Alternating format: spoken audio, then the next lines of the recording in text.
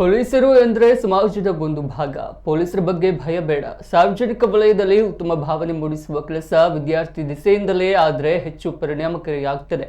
ಈ ಹಿನ್ನೆಲೆ ವಿದ್ಯಾರ್ಥಿಗಳಿಗೆ ನಾ ಕಂಡಂತೆ ಪೊಲೀಸ್ ವಿಷಯದ ಕುರಿತು ಪ್ರಬಂಧ ಸ್ಪರ್ಧೆ ಆಯೋಜಿಸಿರುವುದು ಅರ್ಥಪೂರ್ಣ ಎಂದು ಕುಂದಾಪುರ ಡಿವೈಎಸ್ಪಿ ಬೆಳ್ಳಿಯಪ್ಪ ಕೆಯು ಹೇಳಿದ್ದಾರೆ.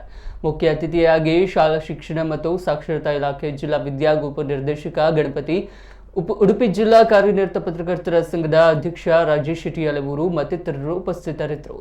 ಕುಂದಾಪುರ ತಾಲೂಕಿನ ಸರ್ಕಾರಿ ಪ್ರೌಢಶಾಲೆ ಮತ್ತು ಅನುದಾನಿತ ಸೇರಿದಂತೆ ಒಟ್ಟು 27 ಶಾಲೆಗಳ 99 ಎಸ್ಎಸ್ಎಲ್ಸಿ ವಿದ್ಯಾರ್ಥಿಗಳು ಈ ಪ್ರಬಂಧ ಸ್ಪರ್ಧೆಯಲ್ಲಿ ಭಾಗವಹಿಸಿದ್ರು.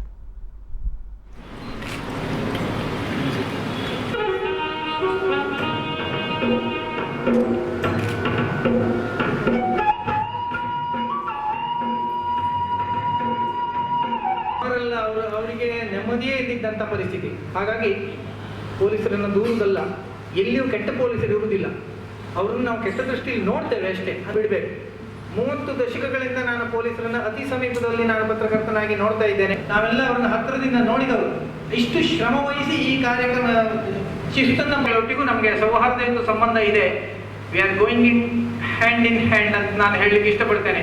ಹಣವನ್ನು ಒದಗಿಸ್ತಾ ಇರುವಂತಹ ಅಮೃತ್ ಬೀಜಾಡಿ ಮತ್ತೆ ಹರ್ಷ ಅವರಿಗೆ ನಾವು ಎಲ್ಲ ಗಣ್ಯರಿಗೂ ಧನ್ಯವಾದವನ್ನು ಸಮರ್ಪಿಸಿಕೊಳ್ತಾ, ಯಾವುದು ಬೇಡ, ನಿಮ್ಮ ಬ್ಯಾಗ್ಗಳನ್ನ ಅಲ್ಲೇ ಕೆಳಗಡೆ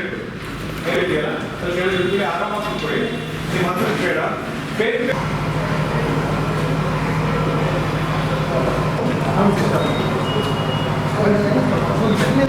ಕುಂದಾಪುರ ತಾಲೂಕು ಕಾರ್ಯನಿರತ ಪತ್ರಕರ್ತರ ಸಂಘ ಮತ್ತು ಶಿಕ್ಷಣ ಇಲಾಖೆ ಮತ್ತು ಪೊಲೀಸ್ ಇಲಾಖೆ ಇದರ ಸಹಭಾಗಿತ್ವದಲ್ಲಿ ಇವತ್ತು ಮಕ್ಕಳಿಗೆ ಒಂದು ಪ್ರಬಂಧ ಸ್ಪರ್ಧೆ. ಸಬ್ಜೆಕ್ಟು ಸ್ವಲ್ಪ ಬೇರೆದೇ ಥರ ಮಾಡಿದ್ದಾರೆ. ಈ ಸಾರಿ ಹಲವಾರು ಪ್ರಬಂಧ ಸ್ಪರ್ಧೆಗಳನ್ನು ಮಾಡ್ತಾಯಿದ್ರು. ಬಟ್ ಒಂದು ಸಮಾಜದ ಒಂದು ಮುಖ್ಯ ಅಂಗವಾಗಿರುವಂತಹ ಈ ಪೊಲೀಸ್ ಇಲಾಖೆ ಬಗ್ಗೆ, ನಾ ಕಂಡಂತೆ ಪೊಲೀಸ್ ಅಂತ ಹೇಳುವಂಥದ್ರ ಬಗ್ಗೆ ವಿದ್ಯಾರ್ಥಿಗಳಿಗೆ ಒಂದು ಪ್ರಬಂಧ ಸ್ಪರ್ಧೆಯನ್ನು ಏರ್ಪಡಿಸಿಕೊಂಡಿದ್ದಾರೆ. ನಾನು ನಿಮ್ಮಂಗೆ ವಿದ್ಯಾರ್ಥಿಯಾಗಿದ್ದಾಗ ನಮಗೂ ಪೊಲೀಸ್ ಇಲಾಖೆ ಅಂತ ಹೇಳಿದ್ರೆ ಏನು, ನಾ ಕಂಡಂತೆ ಪೊಲೀಸ್ ಅಂತ ಹೇಳಿದಾಗ ನಿಮ್ಮ ಮನಸ್ಸಿಗೆ ಇವತ್ತು ಏನಿದೆ ಪೊಲೀಸರ ಬಗ್ಗೆ, ಅದೇ ನಮಗೂ ಇರ್ತಿತ್ತು.